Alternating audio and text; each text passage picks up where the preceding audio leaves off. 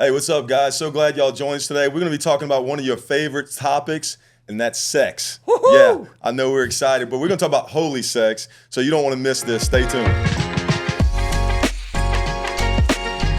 All right, guys, I'm so glad y'all joined us today. It's going to be a great and interesting topic we're going to have today. Got my great friend, Pastor Todd Goodwin, here with us, and also Micah Hickman over one of our Kingsman men's groups. So we're excited. This is part of our Kingsman ministry. We like to do this podcast to help all you men out. And we're going to talk about a topic today that we like to talk about maybe in private amongst ourselves, but we're going to bring up some things, some questions, some things that we think about to help you along the way that maybe you have that no one really wants to answer. And maybe it'll help you when we talk about the topic of sex. Well, before I get started, I just want to say, would you please hit the like button? If you like this podcast, make sure you subscribe. Whatever you need to do, share it, let people know about it. We're just doing this to help all of our men out there succeed. We know there is a definite attack, and we know who it's coming from, but in the world today against men, and we want to encourage you, and we want to help you give you victory and success in your life, and we just want to speak life to you today, all right? So we're going to get started, and I'm going to start with you, Todd. I'm just going to ask this question because I think there's a lot of misconceptions about sex, and even almost to where if we talk about it, it's bad. You kind of almost feel it now. So I guess maybe address the misconception and then talk about what the Bible actually says about the significance and purpose of sex. Well, first of all, having been married for 35 years, sex is great. It's amazing. And some people go, well, not in my marriage. Well, I think we have to also understand God's perspective on sex. Go back to the beginning. Why did he create it? Right.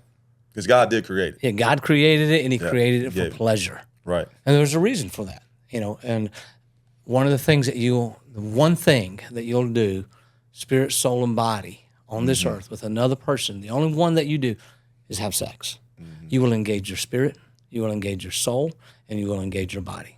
And in that order is how it should be. That's the way God intended it to be. Spirit, soul, and body. Right. Unfortunately, we get it backwards. We go body, soul, and probably ain't no spirit. Right. That's where I honestly believe that's where it gets into where you're just having sex. Yeah. And I really believe in making love. There's a big difference between the two. So God's perspective on it is beautiful. It is good in His eyes because He made it. Right. And our culture has made it, especially in the Christian church, we don't want to talk about that. Right. That's private and that's intimate. And you're correct. There's certain things that we don't need to talk about, we don't need. I don't need to know what goes on in your bedroom. Right. I don't need to know. There's some that's things none of my intimate. business. Right. But it is before God. It's an act. When I say this, you're going to go, oh my gosh, it's an act of worship. Yeah. Because she is one that God gave you and God gave you to her. Right. So now we're going, Lord, thank you for each other. And part of that is that in the act of sex or making love, you are honoring God. Right. Because that is something that marriage has brought together. Right. And I mean, and it's not just marriage, it's a covenant. Now, I don't want how deep you want to go into this, is that covenant is extremely important in marriage. We don't hear about covenant anymore. Right. That's the purpose of marriage. True. That's true. Because a covenant, anytime there was covenant in the Old Testament, blood was shed. Mm-hmm. Every single time. Without the shedding of blood, there is no remission of sin. Without the shedding of blood, there is no covenant. Right. Why do you think they call it Old Testament and New Testament, or Old Covenant and New Covenant? Right. There's a reason. And when a woman is a virgin, and this may be too much information, but there's a hymen. There's a hymen that if she's a virgin and you penetrate that, blood flows. You cut covenant. Yeah. That is why the first one, and then you go to another one, and you go to another one, There's you go a to tie another there. one, and then that's what happened is because you cut a covenant in the spirit realm, not just the physical realm. Right. And a lot of people have problems down the road. That's why being a virgin is looked down in our culture. Like, oh my gosh, you're a virgin? Mm-hmm. Absolutely. Yeah. Absolutely. That is honoring to God. And people go, yeah, but nobody else think it is. I don't care because ain't nobody else in this marriage. It's me. 1 + 1 + 1 equals 1. Yep. Me, Nina, and the Holy Spirit, God Himself. 3. Yeah. So the three Three which in one. goes, I mean, there's so It's much a deep with thing, that. but Yeah. the consummation of love is that act, Absolutely. which that covenant is made. And the thing is, That's it's a not strong- one time. Right. It's an ongoing thing, which is what God designed it for. Right. Right. So anyway, Which is an awesome thing. Micah, you might want to add to this, especially, culture we live in is a little different, as men. Yeah. I don't think most Christian men, if we were being honest, who are getting married in their 20s, usually in their 20s, are thinking about what Pastor Todd just said, or thinking about the spirit world. I mean, Ain't no way. It's literally like, I'm ready to get married. I'm ready, Yeah. It's I'm ready to get married. when you're a teenager, it's hit it and quit it. You know Hey, what I at mean? least- It's not. We're not especially if you're trying to do it like exactly what he said, right? Right. So I'm trying to do what he said. Like you're weird. there's 0% chance that I could, especially guys. I mean, look, we don't mature until what, 50-ish? I mean, maybe.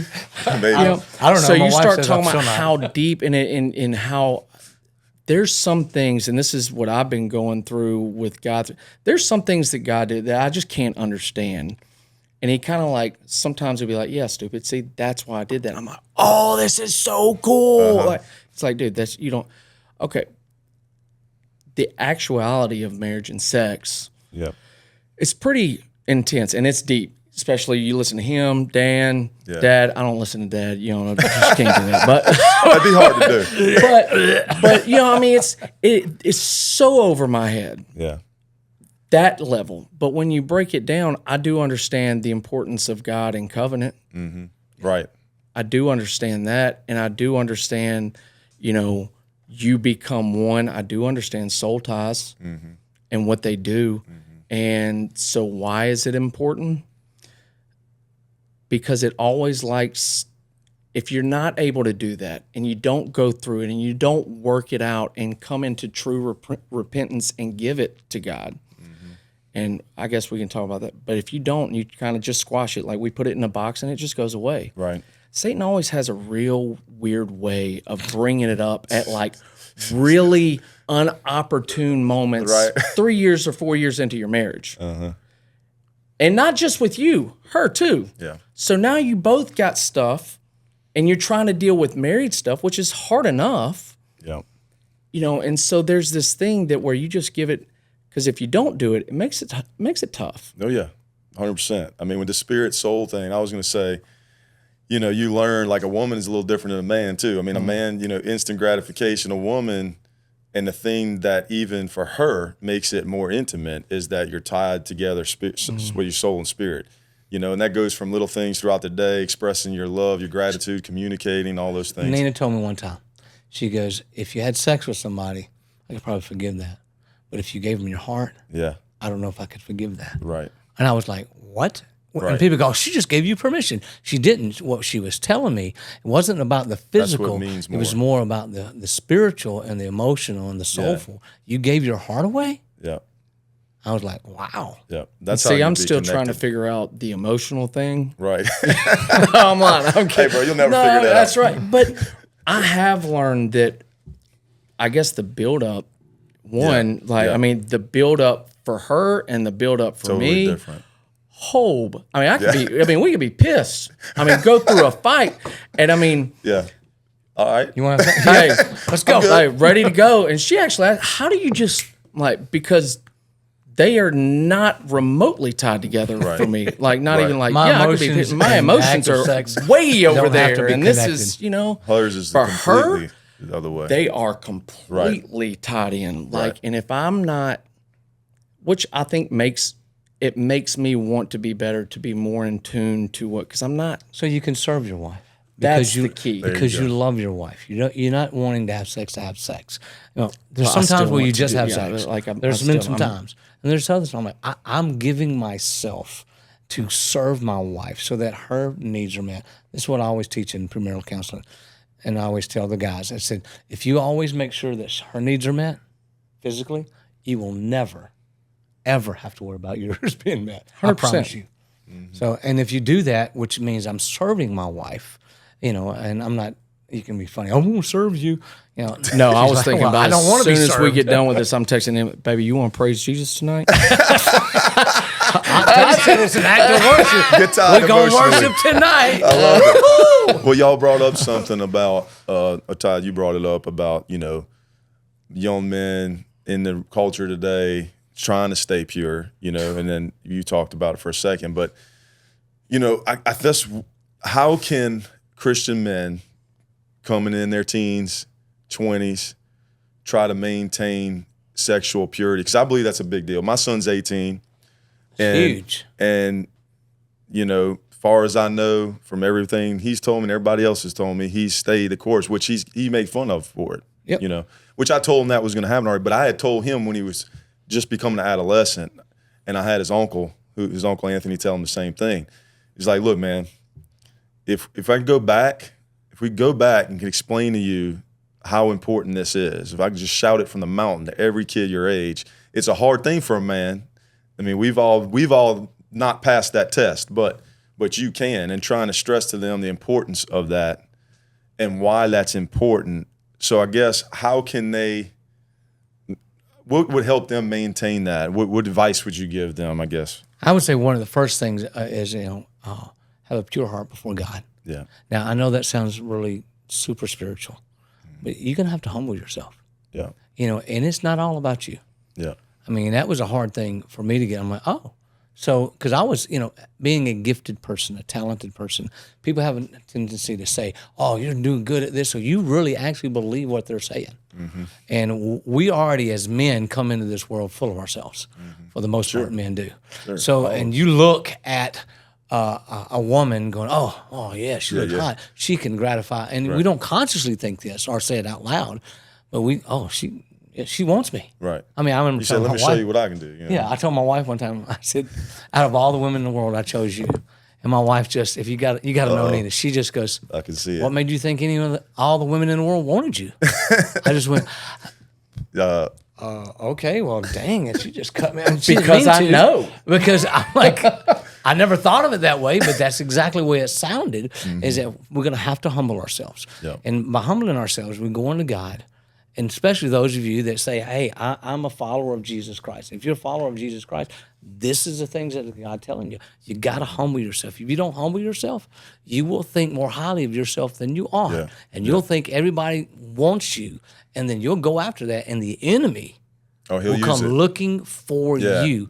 You don't have to worry about that. That's one of the reasons, like this right here, these cell phones, are they good? Oh, they're great, man. You can get all kind of information on it. But I'm telling you right now, the enemy comes looking for you. Yep. 100%. Porn doesn't just lay there and wait for you like it used to in the stores. It comes after you. Yep. So that's where you've got to humble yourself. And when you humble yourself, that's where you say, Lord, I need your guidance. Yeah. And you need other men in your life pouring into you. Older men, not just your buddies. Yeah. Not just someone that's real close to you. That's right. I'm talking about somebody that can go, you know what? I don't really care what you think about me. Right. I'm going to tell you the truth. Right. And I'm at that point. I'm old enough. I'm almost 60. I don't care what people think. Right. You know, I'm not trying to be ugly, but I'm like, I'm telling you this because I want your life to be spirited. You don't have to go through the same crap that other people have gone through. Yeah. Well, God's got a Delilah, I believe, for every man. And Samson fell to Delilah because of what you said. It just, that pride got in his heart, you know, and once that did. He actually believed the press about it. Yeah. About himself. Oh, I am as good and he as was they hurt. say. He was hurt too, and it's easy when you're hurt and you're wounded. When you're hurt and you're wounded, it's easy to fall to that because the devil just exposes that and shows you that. He comes after the weak and the wounded. Yeah. You know, I think twofold. One, I would love to like dive into when you say you got to humble you. How? What if I say I am humble? What if I say not? I'm just saying. How do you know you're humble when you're humble? How do I know like humble myself? Okay. I mean, what does that actually look like? And one thing I think in reality, it kind of goes on what we were talking about before, because I think I'm getting schooled a little bit, is saying it to him. Yeah. What does that look like? Repenting, apologizing, or just openly acknowledging and admitting, God, I have a problem with lust. Now, and I hate lust because lust, look, lust is not sexual. I think sexual lust is probably the bottom of the four. Mm-hmm. You have, your lust for money, your lust for position and authority, power. Then you got sexual. Okay. But I struggle with hypersexualization, like in my mind, whatever, if that's it. And if you open up and you say that, then it gives him the authority to do. God, I struggle with it. I need help. Yep, I need you that's to it. be. And Dan said something one time. He's like, "Do you believe God is God, or do you think God's in your box?" I was like, "God." Okay, I mean, he set me up. Yeah. I was like, He got God you. is. I was like, God is obviously He's God. I believe that with all my heart. Like, so you don't think, you don't think if you had like this hypersexualization problem, you don't think He wouldn't? He ain't bigger than that. Then whatever your little problem, I was like, yes, absolutely. Then why not say, God, you need to get bigger? I'm done with it. He said, but the key is let it go. It goes back to what You got to humble yourself. say. I struggle now too, and I actually, it's funny you said, some people I would throw back my age and younger, millennials, Z, what? Okay, how am I going to do that? Okay, well, I'm just going to watch porn. That takes care of the monkey on my back. I'm not having sex. Yeah. I'm not having sex. First of all, I mean, there's a fear factor. If y'all hadn't that's a noticed, real like thing that chlamydia, people say gonorrhea, in their all mind. the things right now, men ages 24 to 35 are not even in the dating market. Right. And women are going crazy. Right. I mean, I am so thankful for my wife. She's so wonderful, and God did a great thing with her because I would not want to date right now. It's wild. Yeah. But I'm telling you, the mindset, and I know what Yeah, I know that's what, in the mind. the it makes sense. mindset. They rationalize it. That's right, and I rationalize like, look, I'm taking care of myself. I'm being mindful, like the Bible said. Okay. There's Did no you way know- God could think that I could last this long until I got married. What? And so I said that. I'm like, Lord, there's no way that you're going to allow me. You've got to Yeah. supernaturally especially keep me from this. in today's world. You said it right. In today's world, and one of the things that I think when you do that and you don't realize, did you know the same neuron pathway when you watch porn and it's over? Come on. Okay, the synapses that it creates. Yep. Okay, there's this urge for the same exact. But the problem is, every time you go down, think of digging a canal. Yep. Yeah. At first, it's a little stream so you can stop it, Yeah. right? But the more you do that at 17, 18, what happens when you're 28 and you're ready to get married? Or you're 30 and you're married for 3 years, and you don't just have, that's not just 2 feet little stream. You've dug a Panama Canal. How fast is that river flowing now? Yeah. It's the same mental addiction. It's harder coming off of porn than it is cocaine. Proven fact. They did the little mind things. Yes. And that's crazy because you don't know that. They don't talk about that in high school. Yeah. And then you're 36, 37, Yeah. and you got this thing, you're like, what's wrong with me? There is something wrong with me. And I think that's a real struggle is not necessarily it's something's wrong with me that I can't stop. Well, that brings me to my second question, which is what advice do we give a man who is struggling with pornography? Because sex is extremely huge in men's lives. Yes. It Well, really let's is. just be honest. The pornography industry, from what I understand, is the biggest money-making industry in the world. Okay, billion. I don't know how many billion, but they come out with it. So many billion. So obviously, we address the elephant in the room. We're really not in the room. It's in our own private room. But if most men were being honest, they struggle with it. I know I had my moment where I did. Yes. So if they struggle with it, and I have my own testimony, but like, what advice do we give them to overcome? Because I read the same thing. I've heard the same thing from neurologists talking about. They really don't realize what it does to your brain. No, The amount of pornography you watch and what it does, because it releases all the dopamine and then it's a withdrawal, and then you need crazy. more, and it's almost like an addiction to a drug. Well, it even goes worse. back to what he said, how God initially meant, and then when it started making sense, I'm like, oh. Yeah. And then it takes away from your real act because That's right. the expectation and everything else that's not Then it met. becomes an act. Right. So how do we we give some practical advice to men who are watching, who maybe wouldn't come out and admit it, obviously, but they're struggling with it. What's some advice First of we all, give them? you need to go with what Micah said. You need to admit it. Yeah. You need to admit it to yourself, and you need to admit it out loud to God. Yes, in your And the reason I say that, because I had to do the same thing, because I can think it. It don't sound nearly as bad. When you say it out loud, you're like, oh my gosh, Lord, I can't do this without you. Right. So whether you humble yourself or not, or you will be humbled. Right. And when I said it out loud, it humbled me, going, "Oh my gosh, I don't want that. I don't want to hurt my wife." It was, and there's no ever an intention to hurt your spouse. You don't want that, and you know it will. Right. But that was not your intent. Your intent was just extreme selfishness. But we're also living in a selfish generation. It's all about me, me. So that's where we have to humble ourselves. Because God, I'm submitting myself to the Holy Spirit. I know some of you people go, that is so super spiritual. But on an everyday basis, that means if I got a problem with drinking, and I have to drive by a bar every day to go home, find another way home. Yeah. Right. Same thing with with porn. Right. You got a problem with it? And get you a phone that maybe, like my father-in-law's got a flip phone still. Put boundaries. Yeah, you set those boundaries, and not just by yourself. Tell other people that you set those boundaries. So somebody go, hey, buddy, I see you getting outside those lines. Yeah. Let me help you get back in it. It's funny how we have a way of justifying things. You know, it's like that guy, I told you he was overweight, he didn't lose weight, and he got donuts every morning. He said, I'm never going to eat donuts again. And then when he was on his way past the donut shop, when he got real close, he said, all right, God, I mean, if there's not a parking spot, then that means you don't want me to have donuts. Yeah. And finally, after 20 times around the block, he got a parking spot. I found it. Thank you, Lord, you gave it to me. That's right. So, I mean, we tend to justify things sometimes. And even in that realm, you know, you can be like, well, I'm doing it this way and I'm not doing this. And But you got a society or a culture that says, oh, you're not a bad person. Right. At least you're better than this. Yeah. And I'm not saying that we're bad because of that, because we're admitting, we're also we hurt admitting ourselves. We got a problem. Right. You hurt yourself. Yeah. When you don't admit it, when you don't go to God and go, Lord, and not only that, if you got a spouse, you got to be honest. I know my brother-in-law took extreme measures, but when we talked about this was way, way back, you know, young, before marriage even, just dealing with that issue, and had the thing where all the phone and computers tied in, like all the stuff, it goes to each other's email. Like you could see what they look like and stuff, you know, just as I mean, that's extreme, but it was an accountability thing, and being free from it, it helped, because those moments where you think you kind of justify it and nobody knows.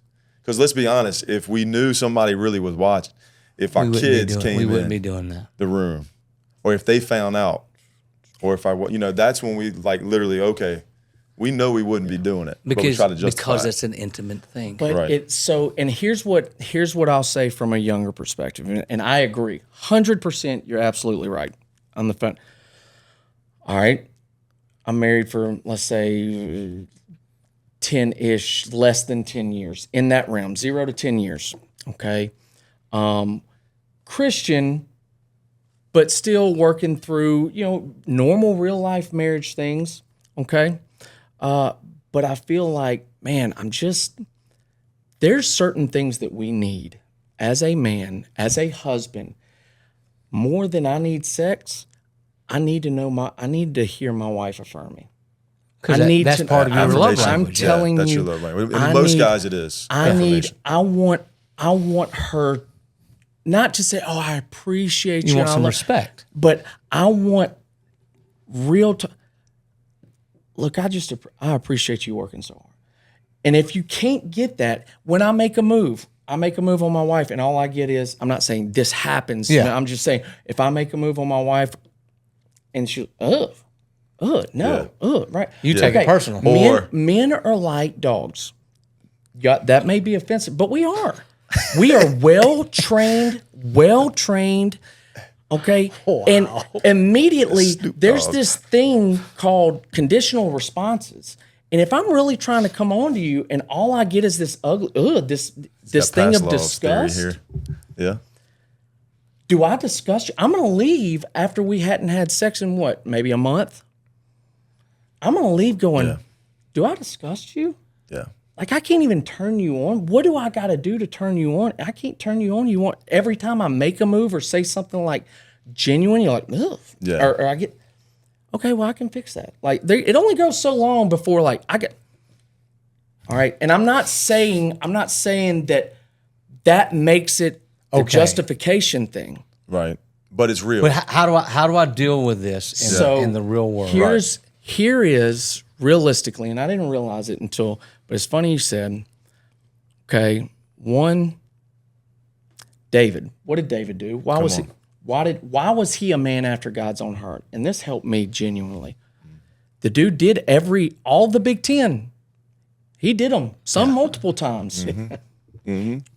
Why is he the only one that says that's a man after my own heart? That's what God says about him. That's right. He doesn't say that about himself. That's right. How do you get that title and do all these things? Man, he was always repenting and staying humble. Because it's okay to do it and just repent. And there was from his heart. Okay. It was genuine. Yeah. It was genuine, and he didn't go out and hey, I did this and I'm repenting. No, he went to God.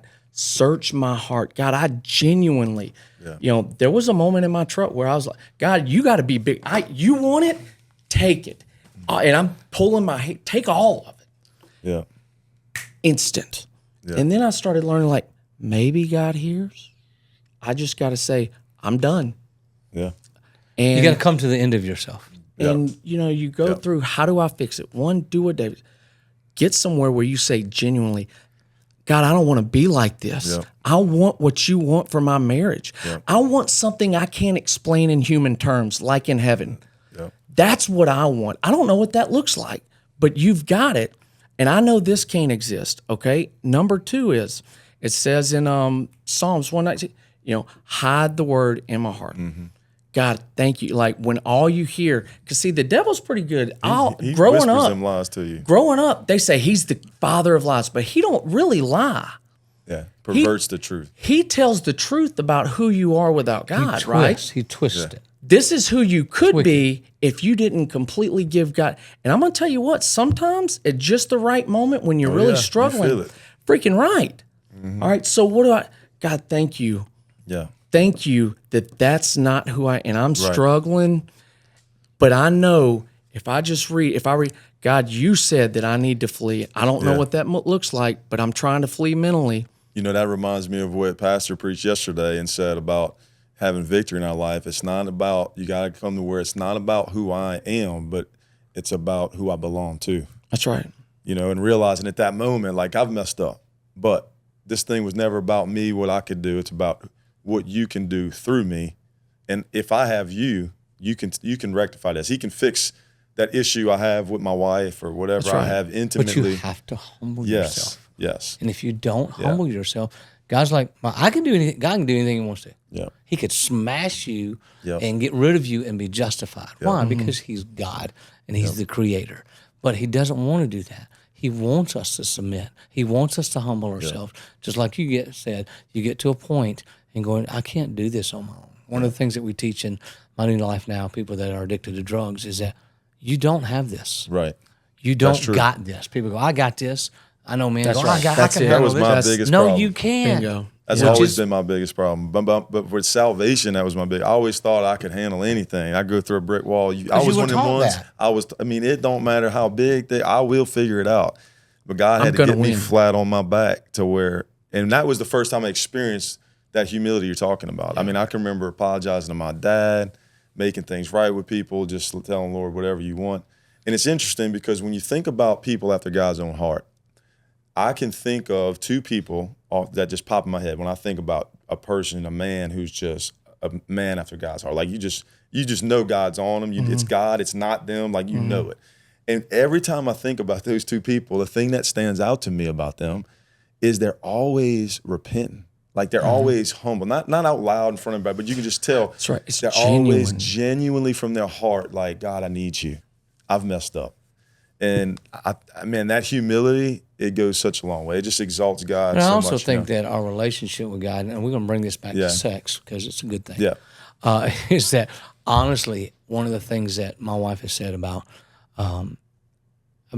just our relationship. She goes, when I would see you worship. Yes. She goes, to me, that was extremely hot. Sexy. I'm like, and sexy. I was like, are we talking about like I'm thinking real worship or like what you said worship earlier? I'm just worshiping God like when I would Just lead worship or if I was, I'm like, really? And I remember hitting my knees, throwing my hands up. It's and she's funny. like, you're a pervert. I'm like, but my point being is that humility that drew it draws her. them. Yeah. So here's the thing is, one of the most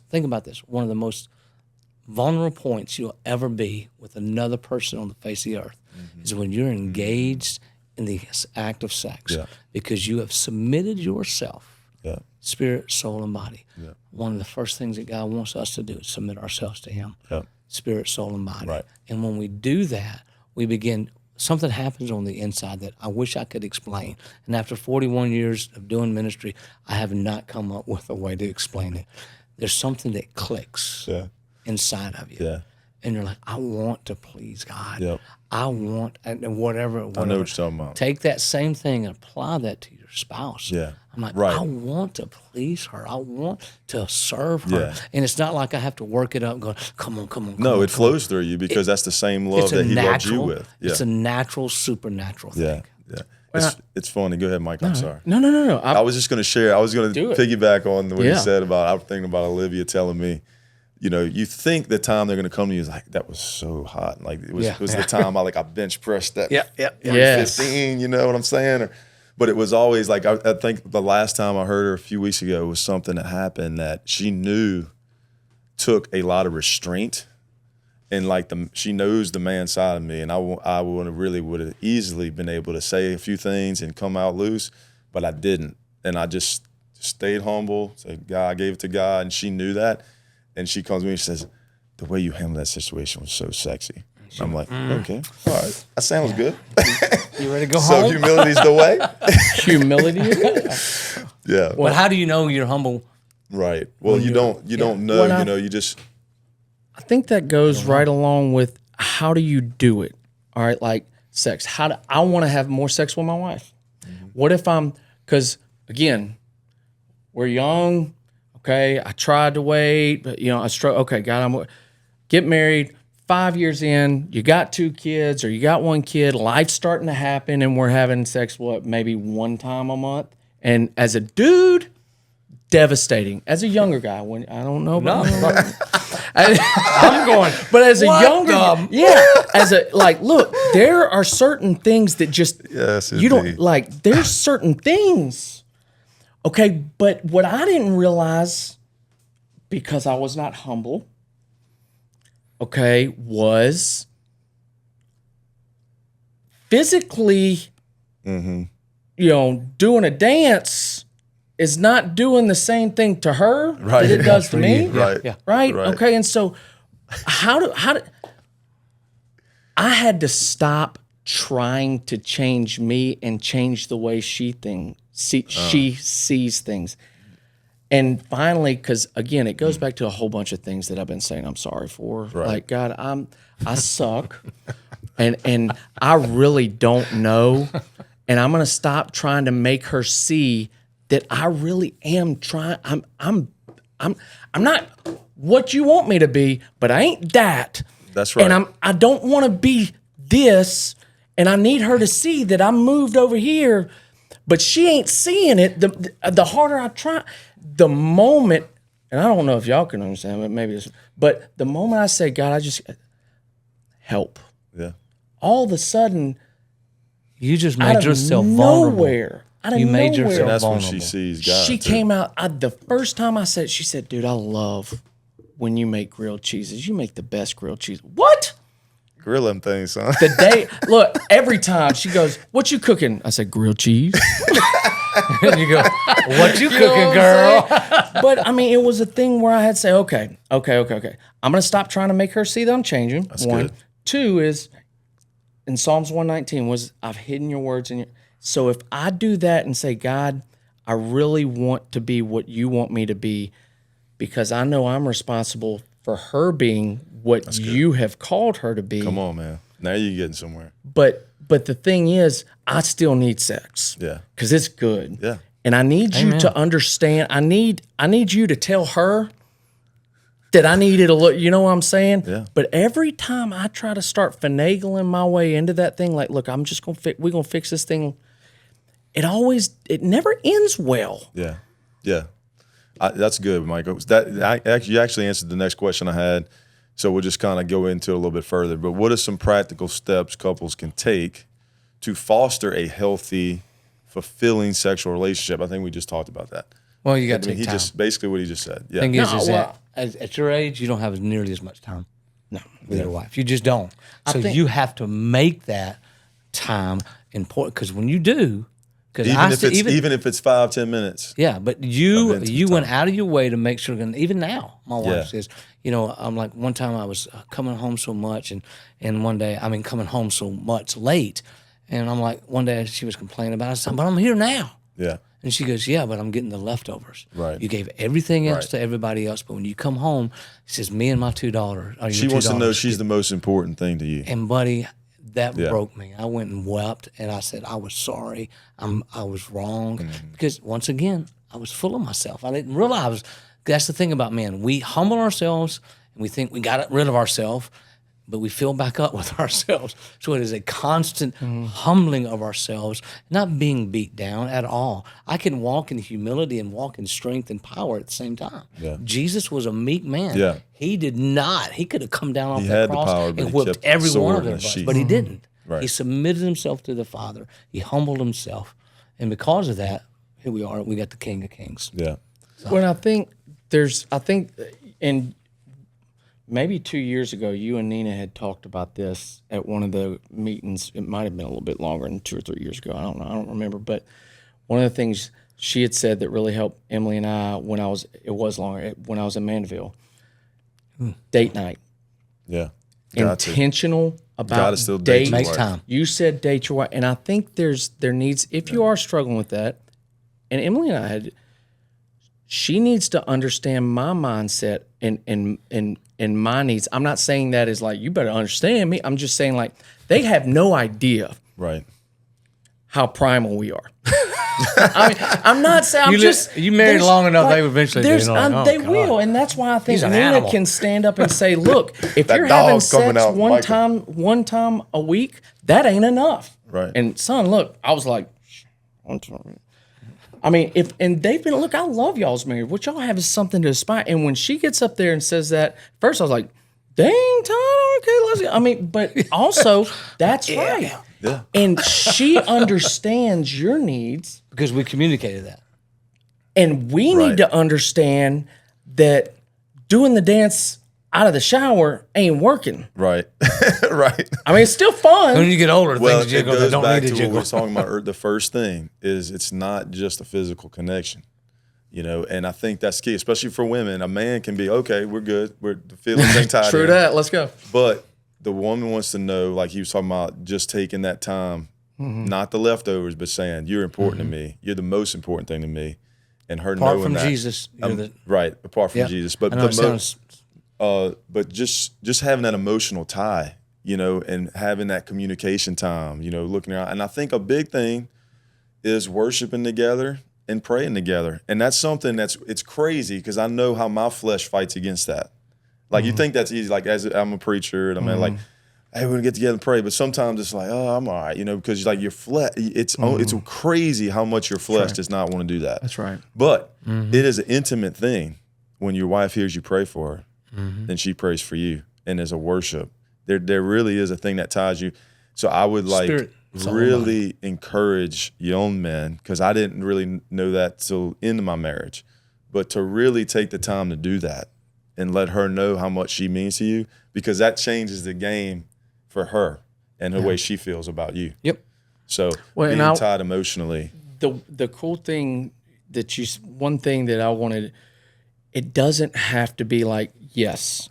And then in my mind, I'm like, dude, I mean, y'all seen Amy throw down. I can't do that. Like, Emily hears mom pray all the time, and I'm like, So bro, you think she it ain't expects that from happening you. like that. Yeah, But one of the that's things good, that Mike, really yeah. helped me was, let's be real when we say pray for each other. Right. Like, look, you ain't got hold hands, Genuine. simple, hold hands, and God, thank you for my wife Right. and the gift you gave me, just to me.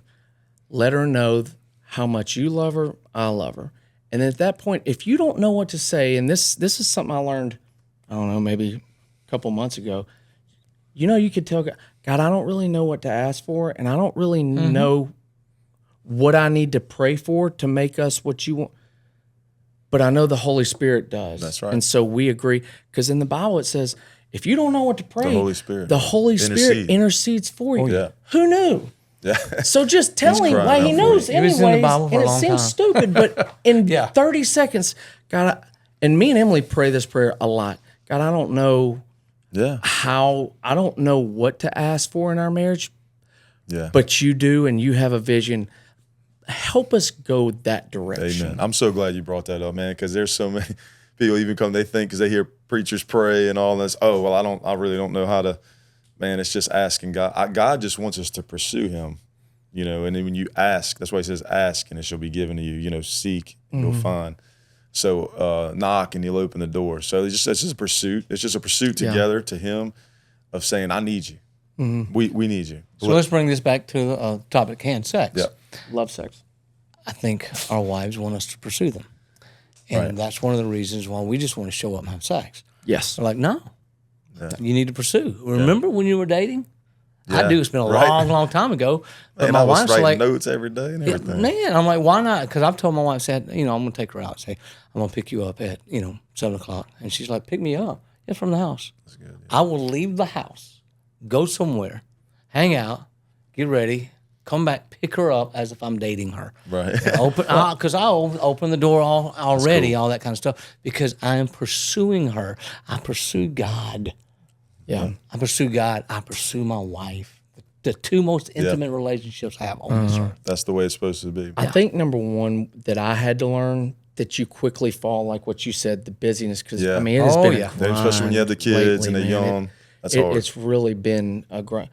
And you date her, and you had said set a time. And so what does that look like? If I don't have spare money just going around, how about, hey, we're on the back porch and we're sitting together. One thing we're adamant about, Emily and I don't have a lot of time in between stuff, but one of the things that we do, our kids go to bed in between 8 and 8:30 every night, irregardless. Right. And from 8 to 10 or 10:30, that's our time. You got time us. together. Amen. And that's not, I mean, they you go got to to bed. set that time. You got to set that time. Because apart. during the day, we intentional. can't have that during the day. It's crazy. Yeah. There you go, Ty. It's intentional pursuit, like you said. Because, when you're dating, we call it dating, but really what we're talking about is the word I like to use, what you said, pursuing. Just like God wants to pursue him, you pursuing the bride. That's what God intended it for it to be. Because, when you was dating, you was like, hey, I was writing Like a deer in notes. heat, son. I was like, hey, I'll take you out here, I'll pick you up here. Got that big old thick neck. You got that.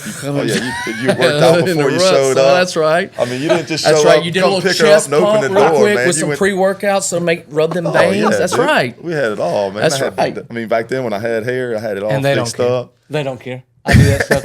Lenina, she's The like, R&B music whatever. with the roses. That's right. Yeah. And no, they don't care at all. They don't care at all. Oh, it's so great. But I got 2 more questions, and we're going to finish up. Guys, I hope this is helping y'all out. So how should Christian men, because I just think it's a big question, how should Christian men respond to the influence of media and technology on views of sex and our relationships with sex? So, This is good.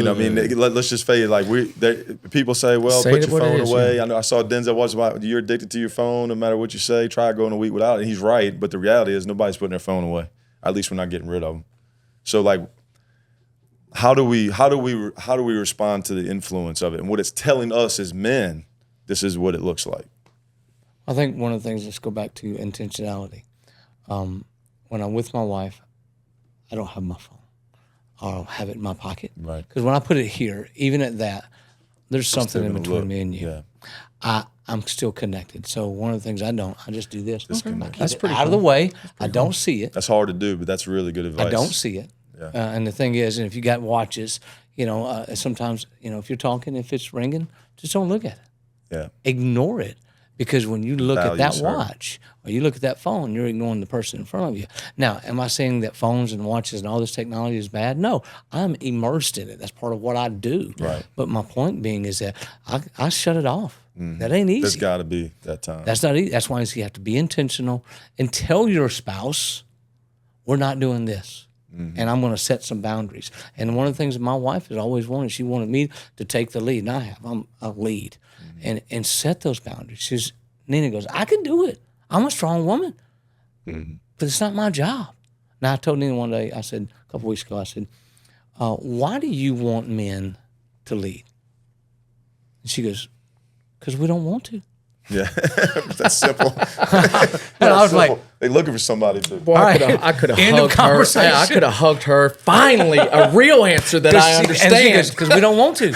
And I'm like, well, good. Then great. Then you run with it. Yeah. But it goes back to intentionality, realizing, first of all, what it does. And it's not bad. I mean, not everything is bad That's on it. right. You got to pick and choose. It's like, for instance, I'll get up, I'll look at the news first thing in the morning.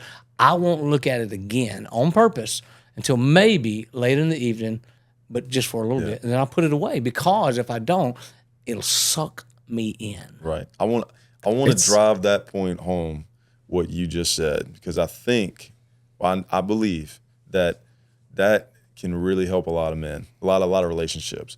I know the first time, that came across my mind, I still thought, well, I'm not watching my phone. If I just look at it, make sure it's not important.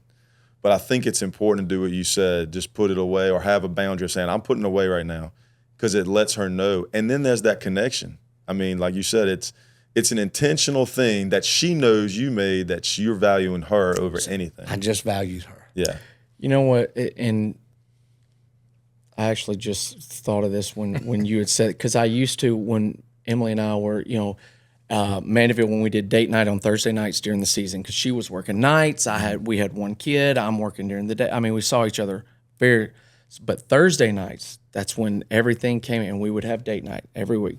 And I'd take my phone, turn the silent, and just put it in my back pocket. And one other thing I thought, because it needs to be, I'm a good soldier, bite size.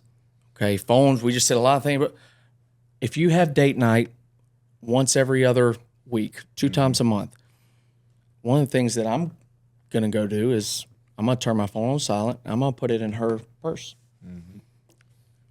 I don't even want, because I know me. You're going to try to I know look me. at it at some point. She's going to the bathroom, my fantasy baseball, I'm getting my tail kicked, and I got to pick it. I mean, really, though. Right, But right. if she sees me, and it's not going to happen, boom, boom, boom, boom, boom, but eventually, now over date night, she sees, I choose you. Like, that's good. I need to work at that, especially with my job now. This thing, I hate this phone. But, what about it not? Because, well, I'm not going to say that. And I want to ask, are you referring to the influences of the time that it takes away from, or how your sex life should be, and what you should or shouldn't be doing? The That's content another that side they're of giving, it. There's the side of this is what distraction when we you said, think. and there's the side what you're talking about. However you wanted to address it. No, I want to go with the big. I think the ugly thing. content is It's brutal it is, right now. It's brutal. It's ungodly, and you need to find out. Yeah. There are godly stuff out there. You just got to go find it, just like you find other stuff. Right. However, the algorithms, like right now, Justin and I, he's one of our sound guys and media guys here. We're on the church YouTube page. Well, it knows that we're guys. Yeah. We're dudes. So it's going to show. Just because we're looking up about sound and all kind of different stuff that we're looking up. So it knows we're dudes. Somehow the algorithm, so it generates things that playing dudes to you. like. Yeah. And you're going, what?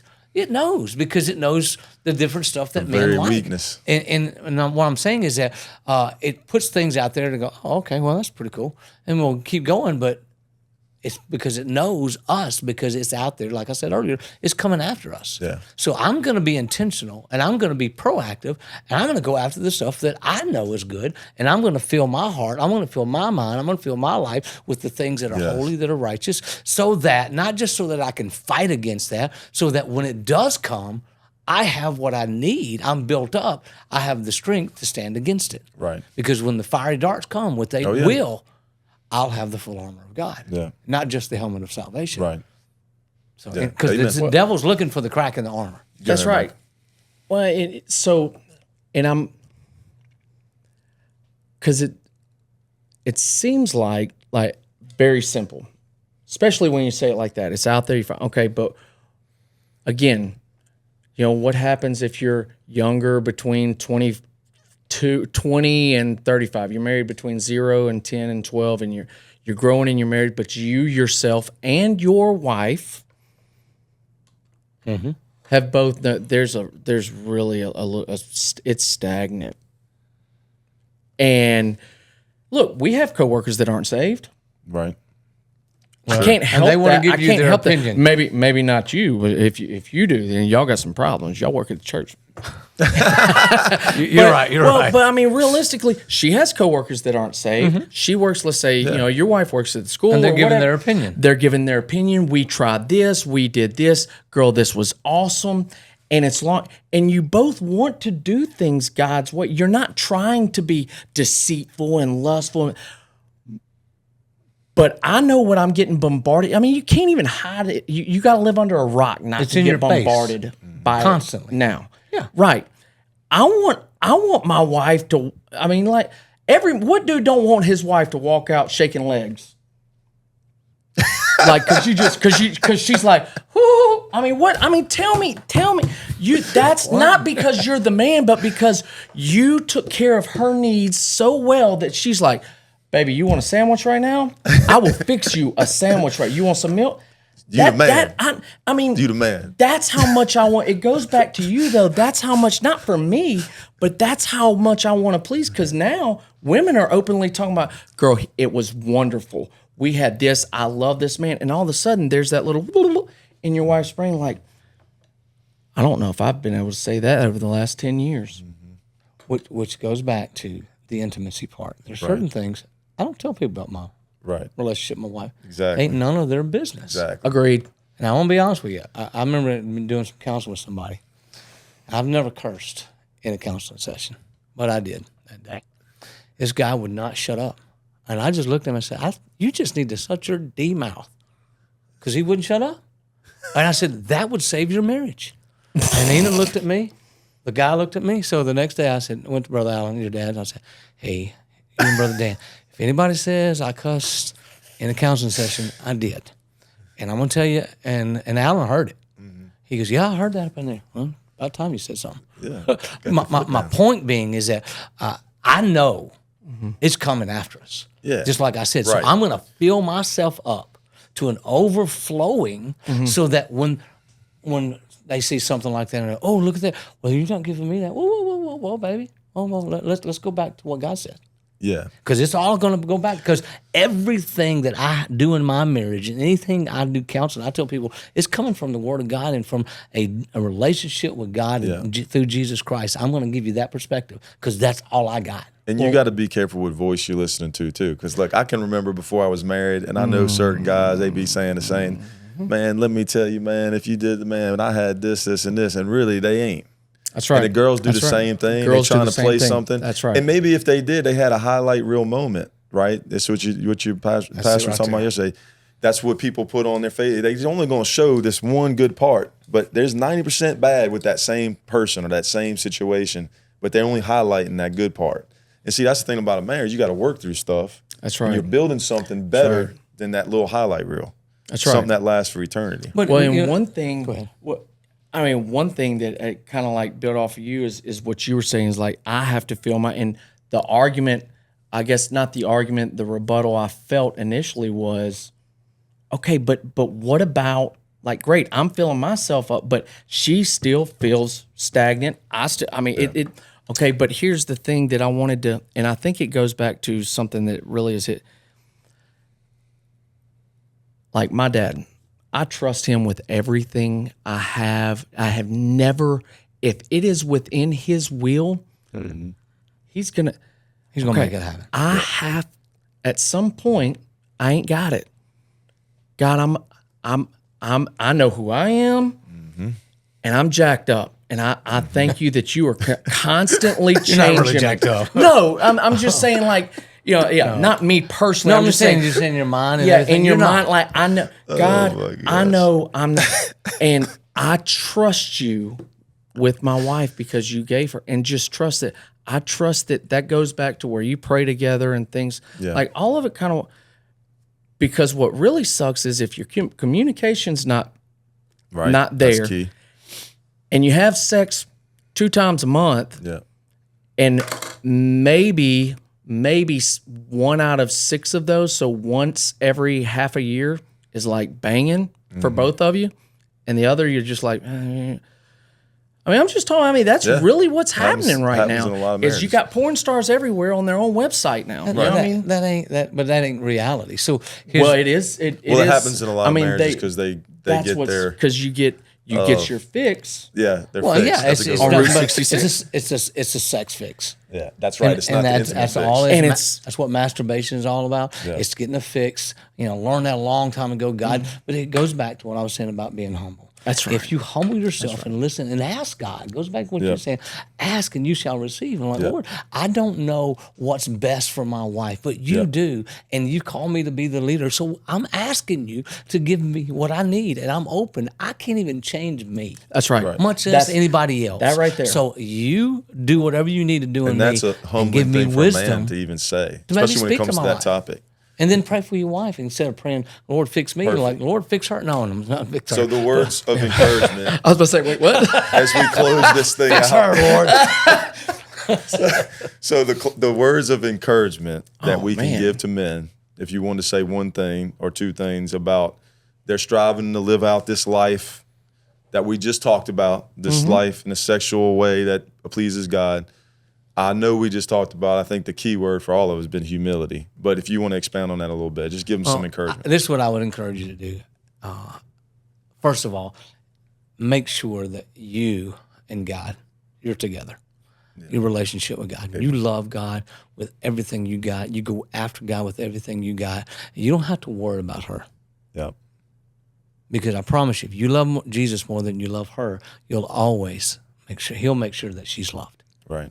And vice versa. Good. That's a And scary statement, that was by the way. something years ago that God showed me. He goes, you love me more than you love her.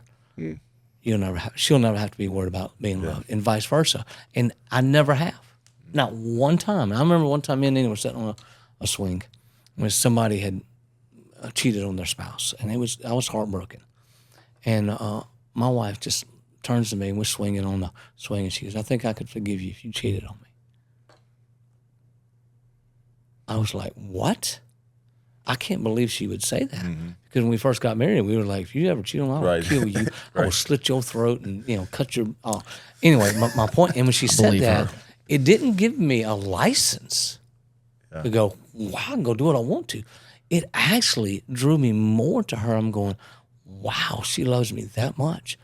And it strengthened our relationship because we were both pursuing God more than we were pursuing each other. Yeah. Because we pursued God, He gave us the opportunity. He gave us the power to pursue each other. Amen, bro. That's good. I'm still wanna add pursuing after anything to all that, these Micah? years. I think bite size, one of the things for me, and I know it goes back to the whole, but bite size things, yes. One, coming from, you have got to be okay with talking about sex You got to communicate. with each other. Like you got, and it doesn't have to be ugly and point. You can grab the paper ball. I would like to talk. What do you think about this? Yeah, absolutely. And just shut up and listen. Listen. And there I you say go. that to myself. There you Like go. that's the hardest thing. Like if I words of would just encouragement. You learn shut anything up, today. Shut up and listen. Shut your no, dang. I mean, just one. Don't be scared. Just pick one thing. Boom. Never make it about you. Don't do that. And two, try something in the house as far as like vacuuming randomly, putting the dishes up without being asked. Apparently, that's a thing. I don't want to have to ask you. Anyways, something like that. And I noticed it because if she can really see that you're like what Todd says to be more spirit, if she can see that you're genuinely trying to change in here, Yeah.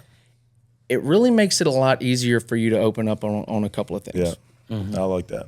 So I'm going to give you my own testimony, guys. I'm going to close out with this. But for me, I remember it was in my late 20s. We married we had Cooper, so probably 4 or 5 years in. We were having a lot of arguments. And Olivia, she wasn't really used to that. I grew up in a home where that was just kind of normal. It wasn't, nothing bad, but it was like, we were going to. Your love language? Yeah, it was the love language of the house. Hollering just is holler your at love each language. other. And, my dad was a man's man, and so I was. So in my mind, I remember watching the 300 movie, and Spartacus, whatever his name is. I'm calling him Spartacus. But, like, his wife, before he kicked the dude in the well, there's a scene there where his wife, like there was in the room, love and they're it. about Say to it. have their relationship, their intimate time. But she's like, you're the man. You're the king. You rule. Like, you about to take this thing down. You about to win this thing, you know? And then it just said they have their moment. But I'm thinking, for me, my wife, she needs to say, I'm the man. Like, that's what you want to feel. You want to feel like you're the king and I'm doing this. Well, anyway, we having a lot of arguments. And at that time, we had to fly to Boston. Canton, our son, had a heart defect. He passed away. Well, now God has got my attention. I am not the man. I'm like, God, I need you. And all these things start happening. I realized we had another argument. So I wrote her this huge letter. And I'm like, but basically, the theme of it, she still has it, was, I know I always thought I was the knight in shining armor for you, but I'm not. And I know God's working on me, but I want to be. And just stay with me. I'm coming. You know what I mean? Like God's gonna keep working on me, but I'm gonna be that man for you. And it totally changed the game for her. It broke her, broke me. We had an intimate time. And then from that moment on, it wasn't me yelling at her saying, don't you see I'm the man? Because I think that's what we do as men. Yeah. When we get frustrated that I've worked all day and I come in and you don't recognize that, it just frustrates us. So we just want to start smiting the rock like Moses, which just causes more issues. Instead of speaking to the rock, where I just say, okay, God, I need you.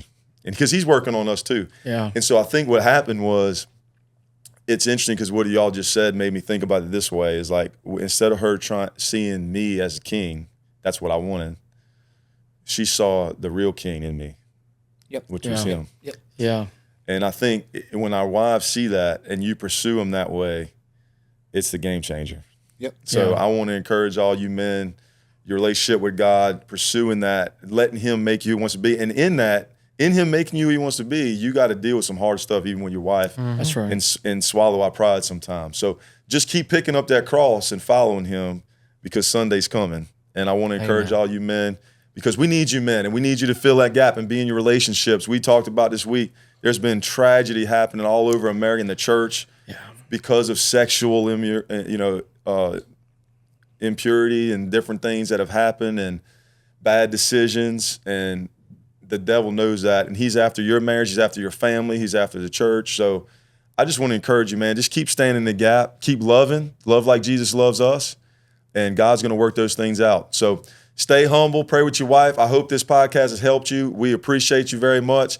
We're looking forward to hearing great testimonies. If you got a testimony of what God's done for you and listening to this podcast, how this podcast has helped you, would you please in the comment section let us know? If any way this podcast has encouraged you, you're sharing it with other people, we want you to let us know. That lets us know what we're doing here is working. We thanks to Resurrection Life, the Kingsman Ministry, and all our media guys. It's been great, and we look forward to seeing you next time. Until then, God bless.